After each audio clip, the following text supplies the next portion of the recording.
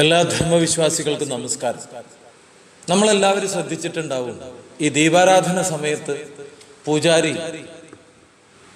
എല്ലാ വാതിലുകളും അടച്ചിട്ട് ശ്രീകോവിലിനകത്ത് നിറച്ച് വിളക്ക് വെച്ചിട്ട് ഒരു ദീപാരാധന തട്ട് കയ്യിലെടുത്ത് നിറച്ച് പുഷ്പമിട്ട് അതിനകത്ത് കർപ്പൂരമിട്ട് ബിംബത്തെ ഒഴിയാണ് പതിവ്.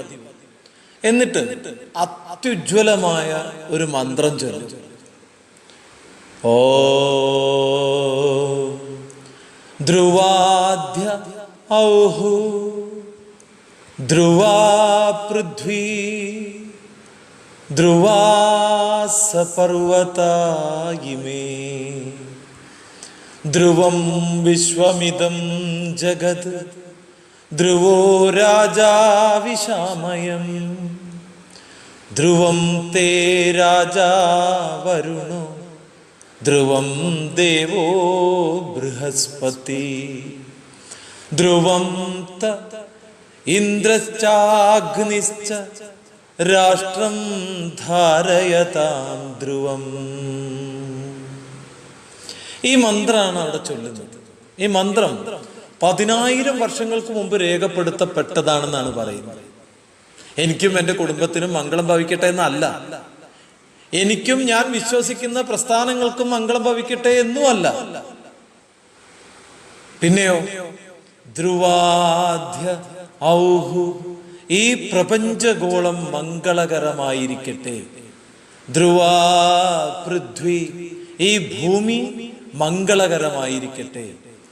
ധ്രുവാസ പർവതായിമേ, ഭൂമിയിലെ കാലാവസ്ഥയെ നിയന്ത്രിക്കുന്ന പർവ്വതങ്ങളെല്ലാം മംഗളകരമായിരിക്കട്ടെ. ധ്രുവം വിശ്വമിദം ജഗത്, ലോകത്തിൽ വസിക്കുന്ന സർവ്വജീവജാലങ്ങളും മംഗളകരമായിരിക്കട്ടെ. ധ്രുവോ രാജാ വിശാമയം, നമ്മുടെ ഭരണകർത്താക്കൾ മംഗളകാരമായിരിക്കട്ടെ, മംഗളകാരികളാകട്ടെ. ധ്രുവം തേ രാജാ വരുണോ, മഴ പെയ്യിക്കുന്ന വരുണദേവൻ മംഗളകരമായിരിക്കട്ടെ എന്ന് വെച്ചാൽ സമുദ്രം. ധ്രുവോ ദേവോ ബൃഹസ്പതി, ദേവഗുരുവായിട്ടുള്ള ബൃഹസ്പതി മംഗളകരമായിരിക്കട്ടെ.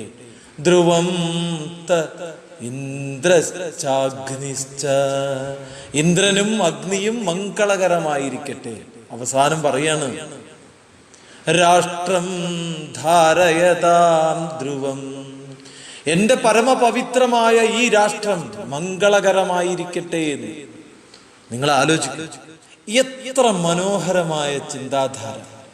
എന്നിട്ടും പൂജാരി ആ ദീപാരാധന തട്ട് താഴെ വെച്ച് മംഗളനിരഞ്ജനം സമർപ്പയാമി സുവർണ പുഷ്പം സമർപ്പയാമി ഛത്ര ചാമാരാദി സമസ്ത രാജോപചാരാൻ സമർപ്പയാമി.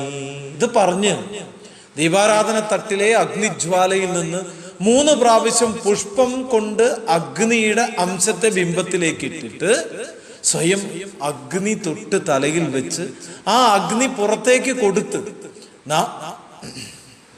ഓരോരുത്തരും ആ അഗ്നിത്തട്ട് തലയിൽ വെക്കുമ്പോ ഓർക്കുക, ആ അഗ്നിത്തട്ട് നമ്മൾ കൈകൊണ്ടെടുത്ത് തലയിൽ തട്ടുമ്പോൾ നമ്മൾ ഓർക്കണം, ശ്രീകോവിലിനകത്ത് ബിംബത്തിന് ചൈതന്യം നൽകിയ അഗ്നിയുടെ അംശമാണ് നാം തൊട്ട് തലയിൽ വെച്ചത് എന്ന്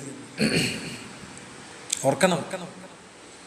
10,000 വർഷങ്ങൾക്ക് മുമ്പ് രേഖപ്പെടുത്തപ്പെട്ട ഈ മന്ത്രവും ഇതുപോലെ അർത്ഥം വരുന്ന മറ്റു മന്ത്രങ്ങളും അടങ്ങിയ വേദങ്ങളെയും ഉപനിഷത്തുക്കളെയും പഠിക്കുന്ന കാര്യത്തിൽ ഹൈന്ദവ ധർമ്മം അനുഷ്ഠിക്കേണ്ട പുതുതലമുറ വഴിതെറ്റിപ്പോകുന്നതിലും ദേവസ്വം ബോർഡിന്റെ ക്ഷേത്രങ്ങളിൽ പോലും ഹൈന്ദവ ധർമ്മശാസ്ത്രത്തെ പഠിപ്പിക്കാൻ തയ്യാറാകാത്ത ഭരണകൂടത്തിന്റെ ഈ നിഷ്ക്രിയത്വത്തിലും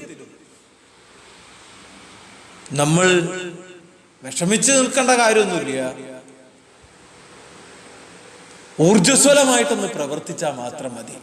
ഇതെല്ലായിടത്തും നമുക്ക് എത്തിക്കാൻ സാധിക്കും. നമസ്തേ, പ്രണാമം.